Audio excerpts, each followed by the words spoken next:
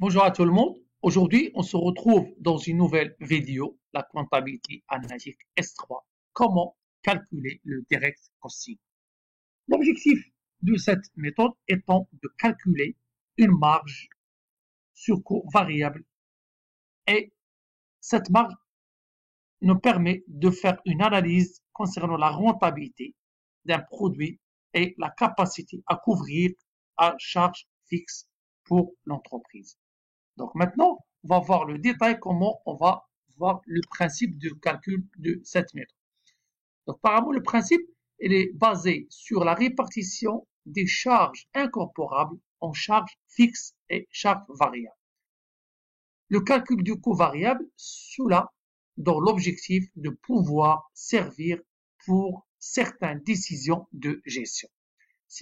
Certaines décisions de gestion, par exemple, est-ce que tel produit ou tel produit, est-ce qu'on a l'intérêt de fabriquer tel produit ou non, ou bien annuler, ou bien rester dans un 3 produits et éliminer 2, ça dépend de la structure de l'entreprise. Les charges variables ou opérationnelles sont celles qui varient avec le niveau d'activité. Cette dernière peut être mesurée par le volume de production, de vente ou par le chiffre d'affaires. Quant aux charges fixes ou de structure, ils ne varient pas dans une structure donnée et pour une période de temps relativement courte. Les caractéristiques de cette méthode, c'est une méthode qui est simple, opérationnelle et efficace. Comment elle est simple? Normalement, cette méthode écarte la complexité du modèle de coût complet. Parce que dans la méthode complète, on doit chercher la répartition des charges indirectes, il faut chercher les centres d'analyse, les centres auxiliaires, centres principaux. Donc, c'est une méthode très complexe. Mais, par contre, le direct costing, c'est une méthode très simple qui calcule le chiffre d'affaires, moins les charges variables, et bien sûr, moins les charges fixes. À la fin, on trouve le coût de production et le résultat analytique. Elle est opérationnelle aussi. Elle est permis de faire des prévisions et facilite le calcul et l'analyse des écarts. Et efficace, elle permet de mesurer la contribution de chaque produit à la rentabilité de l'entreprise. Donc, on trouve aussi dans cette méthode, on calcule le coût de production de chaque article. Même si on a plusieurs produits, on fabrique plusieurs produits, on a la possibilité d'avoir la marge sur coût variable pour chaque produit défini. Ainsi, dans une entreprise commerciale ou dans une entreprise industrielle, le modèle des coûts variables peut être à la base de certaines décisions de gestion, sachant que les charges variables sont constituées généralement par les matières fourniture consommables, l'énergie, l'électricité et une partie de charges de personnes. Par contre, les charges fixes, elles sont considérées comme des charges fixes de l'entreprise, que ce soit le volume de l'activité de l'entreprise. La méthode de calcul, c'est très simple, c'est de reclasser les charges incorporables en fonction de critères de variabilité obtenus. Les charges variables par produit, par commande ou par activité. Et les charges fixes aux structures qui sont supposées fixes à court terme et insensibles aux variations du niveau d'activité qui ne sont pas réparties sur les produits, les commandes. Et bien sûr, on le calcule à la fin de la marge sur coût variable. Et le principe de la méthode de direct costing simple. Il y a deux méthodes. Il y a la direct costing simple et évalue. Maintenant, on va voir la méthode la plus simple. C'est la direct costing simple. On fait le chiffre d'affaires moins le coût variable de production et nous donne la marge sur coût variable de production. Et après, il y a le coût variable de distribution et nous donne la marge sur coût variable totale. Et après, on déduit les charges fixes totales. Donc, il nous donne le résultat analytique. Ici, il faut faire attention. Le chiffre d'affaires moins le coût variable de production. Ici, s'il y a le jeu de stock initial, on doit faire l'évaluation du stock de produits. On va faire une application. La quantité, c'est le prix de vente, c'est 40. La quantité produit, c'est 500. 3 produits, on a 500, 1200. Les prix unitaires de vente, c'est 40, 20 et 100. et les charges directes de production 20, 8, 45 et le coût direct de distribution 8, 4 et 20. L'entreprise AB fabrique et commercialise 3 produits dont les données de l'exploitation sont les suivantes. Les charges incorporables s'élèvent à 56 000 dirhams. Les charges indirectes sont réparties en fonction de la quantité. Donc ici, les charges indirectes sont réparties en fonction de la quantité fabriquée. Donc, ou bien la quantité vendue ici, 1700. Aucune variation de stock de matière ou de produits finis ni consignés. Donc, on a l'occasion de cet exemple, on n'a pas une variation de stock de matière. Mais si on a, on doit faire l'évaluation de sortie de notre stock.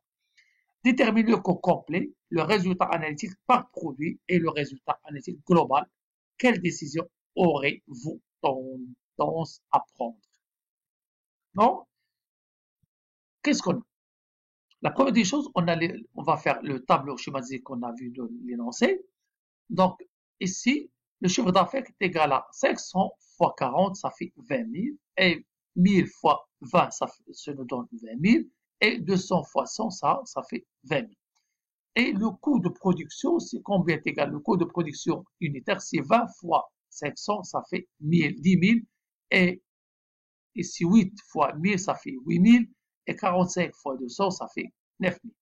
Le coût de production de distribution, la même chose, 8 fois 500, ça fait 4 000. 4 fois 1000, ça fait 4 000. Et 20 fois 200, ça fait 4 000. Le coût indirect. Ici, comme on va trouver 5 000, 10 000 et 2 000, qu'est-ce qu'on a? Les charges indirectes est égal, combien de charges indirectes? Est égal les charges incorporables moins les charges directes. Et bien sûr, les charges incorporables dans l'énoncé est égal à 56 000 moins les charges directes, ça fait le total de 10 000 plus 4 000 plus 5 000, donc ça fait 14 000.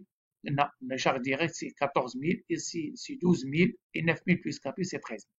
Donc 56 000 moins 39 000, ça fait 17 000 des charges indirectes. Donc, il est réparti proportionnellement à la quantité de fabrication de produits vendus. C'est 17 000 moins 1700 fois 500, ça fait 5 000. Et la même chose pour le P2, 17 000 divisé par 1700 fois 1000 la quantité vendue, c'est 10 000. Ici, 5 000, 10 000 et 2 000. Et le coût complet, bien sûr, 10 000 plus 4 000 plus 5 000, ça fait 19 000. Donc, le coût complet, c'est 19 000. Le résultat, c'est 20 000 moins 19 000, ça fait 1000 dirhams. Et le deuxième produit ici, 20 000 moins 22 000, une perte de 2 000 dirhams. Donc, troisième produit, 20 000 moins 5 000, ça fait 5 000 dirhams. Donc, le résultat global est égal à combien? Donc, est égal à 1000 moins 2000 plus 5000, ça fait 4000. Ici, qu'est-ce qu'on constate? On constate que le produit P2, il est déficitaire, elle est alors en effet fortement pénalisé par les charges indirectes. Parce que les charges indirectes, ils représentent 10 000, c'est beaucoup par rapport aux autres produits.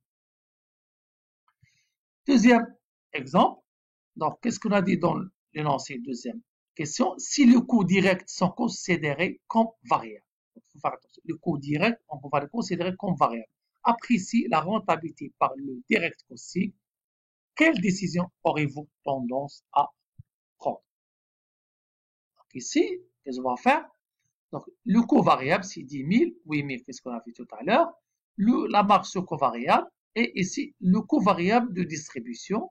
Et ici, on va faire le coût sur marge variable, c'est 6 000, 8 000 et 7 000. Donc, le résultat, combien? Est égal à 6 000 plus 8 000 plus 7 000 moins les 5 000 plus 10 000 plus 20 000, c'est les charges directes qu'on a calculées au premier paragraphe. C'est les charges indirectes qu'on a considérées comme les charges variables. Ici, 5 000 et 10 000 et 2 000, on va le considérer comme une charge variable. Ici, marge sur coût variable total. Donc, ici, qu'est-ce qui est égal? Est égal à un résultat net global de 4 milliards. L'entreprise n'a pas intérêt à éliminer le produit P2 puisqu'il diminuera son résultat global qui sert égale 6000 plus 7000 moins 17000, ça fait moins 4000. Donc, ou bien résultat initial, combien est égal à? Parce que, première chose, on a un résultat de 7. Si on va éliminer la part de P2, donc on doit enlever les 10 000. Donc, ça fait 17. Donc, on a 13 000 moins 7 000, ça fait 4 000 de résultats. Donc, en effet, cela est dû au fait que les charges fixes ne seraient converties que par la marge sur covariable de P1 et P3.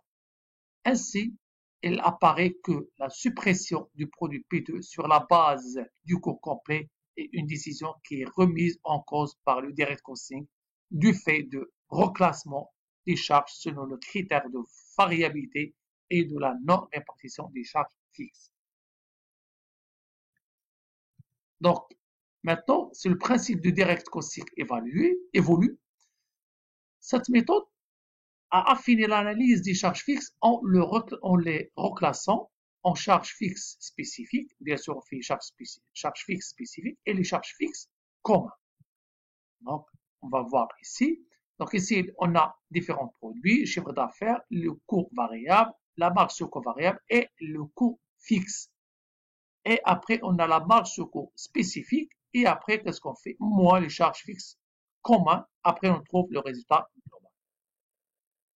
Principe de la méthode, ce qu'on a vu tout à l'heure, c'est la marge sur coût variable et la marge sur coût fixe spécifique. Et à la fin, on fait moins la somme des charges fixes communes pour trouver le résultat analytique. L'application, soit l'exemple précédent avec toute une analyse des charges fixes qui a permis de donner une charge fixe spécifique 4000 pour P1, 8500 pour P2 et 1500 pour P3. Quelle décision aurez-vous tendance à prendre dans les deux cas suivants? Si on prend les charges fixes spécifiques récupérables P2, c'est 8500 ou bien 6 milliards. Donc, solution, on trouve les charges fixes totales, c'est 17 000. Les charges fixes spécifiques, c'est 4 000 plus 8 500 plus 1 500, ça fait 14 000. Et les charges fixes communes, il reste 17 000 moins 14 000, ça fait 3 000 d'érable qu'on va le déduire à la fin de notre cas. Donc, ici, la même chose, c'est le coût variable de distribution 4 000, 4 000, 4 000. La marge sur coût variable, c'est 6 000, 8 000, 7 000. Et ici, on va faire les charges fixes spécifiques 4 000, 8 500 et 1 500. Le résultat, c'est 2 000 moins 500 et gain de 5 500. Donc, on a une perte pour le produit P2. Premier cas, résultat comptable, c'est on a 2 000 moins 500 moins 5 500 moins 3 000 charges fixes communes nous donne 4 000 de résultats positifs. L'entreprise aurait intérêt à éliminer le produit P de car sa marge sur covariable ne couvre pas les charges fixes spécifiques. Et deuxième cas, le résultat analytique, c'est 2000 plus 5500 moins 3000 plus 2500 dirhams qui nous donne ici, c'est 8005. La différence entre 8005 les charges spécifiques de produit P2 et moins 6000. Deuxième cas, c'est 2500. Et nous donne 2000 dirhams inférieur au résultat de la première partie. Donc, ici, la diminution sans résultat qui passerait à 2000 car les charges fixes non récupérables deviennent des charges fixes communes, soit 8500 moins 6000, ça fait 2500 qu'on a ajouté dans les charges communes. Parce que ici, on augmente les charges communes parce que la charge commune qu'on a, c'est 3000, 17 000 moins 14 000. Mais maintenant, la différence de charge de le produit P2, c'est 2500, on doit l'ajouter ici dans les charges communes de production si on veut éliminer le produit P2. Et je vous remercie tout le monde. N'hésitez pas à vous abonner à ma chaîne. Merci.